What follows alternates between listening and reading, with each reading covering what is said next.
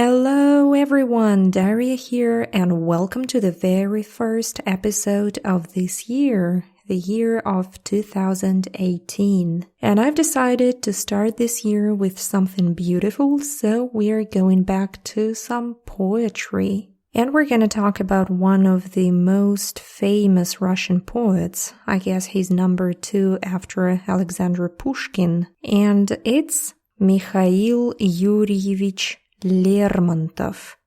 If you are interested in the Russian culture, I'm sure you know this name. A wonderful poet with tragic fate. It's very interesting that Pushkin was the hero for him, and as you probably know, Pushkin died after a duel, and Lermontov wrote his famous poem, The Death of the Poet, about this tragic event. And what a tragedy that several years after that, he died after a duel himself. So he followed his idol.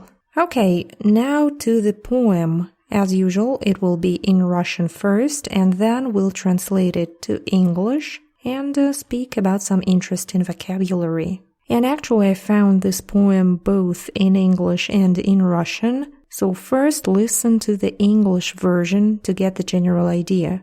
Here we go. The sail. The sail is whitening alone in a blue obscurity of sea. What did it leave in country own?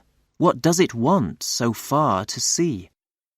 The wind is strong, the mast is creaking, the wave is playing with the wave. But not a fortune is it seeking, nor from this fortune is its way.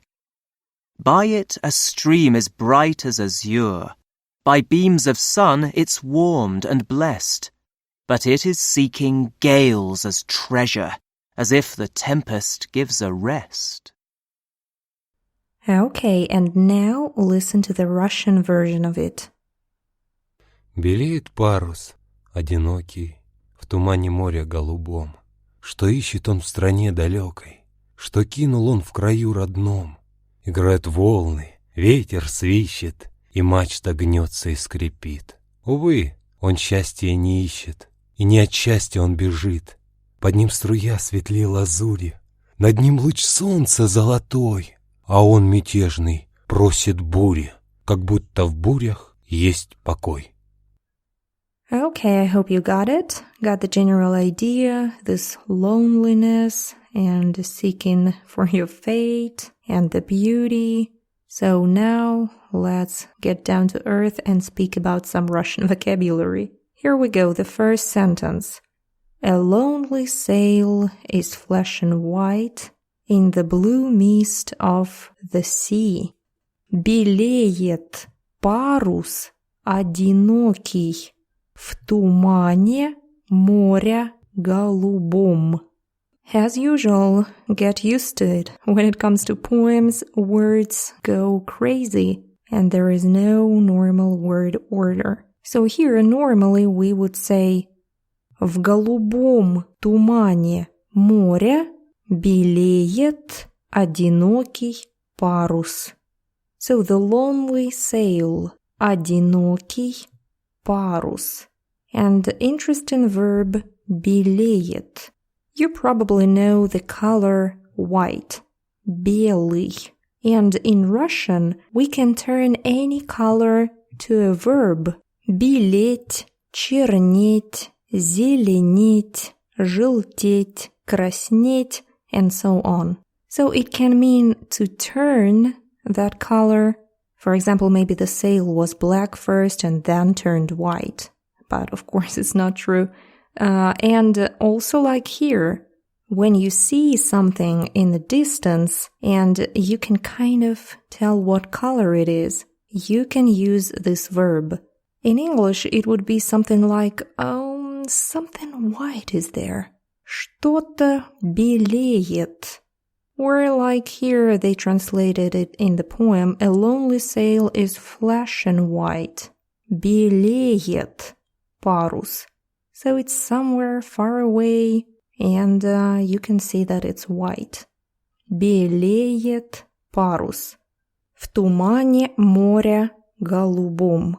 Голубой in Russian is actually not blue. Blue is синий, and голубой is light blue. So these are two different colors. Голубой, light blue. When you mix white and blue, you get голубой. For example, the sky is not blue. It's more like light blue. Голубое небо. Okay, the next one. What does it seek in foreign lands? Что ищет он в стране далёкой? The literal translation would be, what does he seek in a foreign country? Далёкая страна. But of course, here it's not about some particular country. It means in some distant foreign lands in general, far away from home. And the next sentence, what did it leave behind at home? Что кинул он в краю родном? Родной край actually means your homeland, your native land. Родной край. Or like motherland, родная страна, родина. So there is something precious maybe that it left at home. Кинул в родном краю.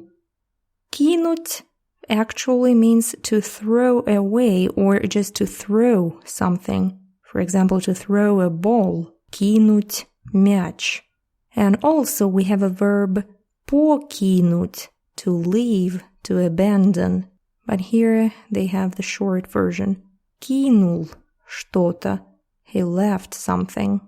And of course we understand that this poem is absolutely not about the sail. It's all the metaphor, speaking about some lonely person far away from home, leaving something important behind, and seeking for something far, far away. The second part, waves heave, wind whistles, the mast it bends and creaks. Играют волны, ветер свищет, и мачта гнётся и скрипит. So waves in Russian are волны, or one wave is волна. The wind whistles, ветер свищет. You know the sound of the wind. Ветер свищет. And the mast, or the mast, I'm not sure about the pronunciation, you know, that vertical thing on the ship. Мачта, гнётся, to bend, and скрипит, to creak. The second sentence, alas, it seeks not happiness, nor happiness does it escape. Увы, он счастья не ищет, и не от счастья бежит. Very interesting sentence. First, this exclamation, alas. In Russian, it's увы. 3 letters. У-в-и. Увы. It doesn't seek happiness. Он не ищет счастья. And it doesn't escape from happiness. Не от счастья бежит. So again, just some sad and disappointed person. Not looking for happiness, not running away from happiness. And the last part. Below, a current azure bright. Above, a golden ray of sun. Под ним струя светлей лазури. Над ним луч солнца золотой. And the last part, rebellious, it seeks out a storm, as if in storms it could find peace. А он, мятежный, просит бури, как будто в бурях есть покой. Very, very beautiful. So above him, there is this wonderful golden sun, and below there is a wonderfully beautiful water, but it seeks only storms, this rebellious sail. So a storm in Russian is буря, but actually we have the word Sturm, more like a German pronunciation, Sturm. And that's it for this poem. Now listen to the faster version one more time, please. Белеет парус, одинокий, в тумане моря голубом. Что ищет он в стране далёкой, что кинул он в краю родном. Играют волны, ветер свищет, и мачта гнётся и скрипит. Увы, он счастья не ищет, и не от счастья он бежит. Под ним струя светлей лазури, над ним луч солнца золотой, а он мятежный просит бури, как будто в бурях есть покой. And that's it. I highly recommend reading some of Lermontov's works because he's just amazing. Certainly one of my most favorite writers of all times. And I'm saying a writer because he's not just a poet. He also has many, many books. My most favorite one is A Hero of Our Time, about an officer, Pechorin. I'm in love with this book.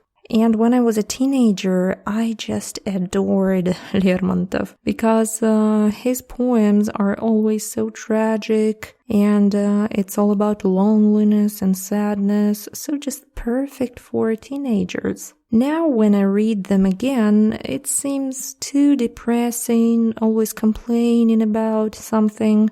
So being an adult, I've kind of changed my point of view. But I still love Lermontov. And one of my dreams is to go to the so-called Lermontov's places. We have them all over Russia, and I really, really hope that one day I'll be able to follow his path and to see where he had traveled. Because he has an amazing biography, very, very interesting and tragic person. So again, highly, highly recommend Mikhail Lermontov, especially A Hero of Our Time. And what else? If you like my podcast, if you like this format, speaking about vocabulary in English and reading slowly, you can join my Real Russian Club at realrussianclub.com. I have a membership program. And if you join, you get 4 to 5 extra episodes where I speak about Russian culture, songs, movies, poems, and also I share some downloadable PDFs for Russian learners. So it's just extra materials to expand your learning abilities. To join, go to realrussianclub.com/membership. And right now, till January 15th, there is a sale, so it will be only $10 per month. So it's a perfect time to try. realrussianclub.com/membership. And that's it for today. Thank you very much for listening, and I hope to see you in the next episode of the Slow Russian Language Podcast. Bye-bye!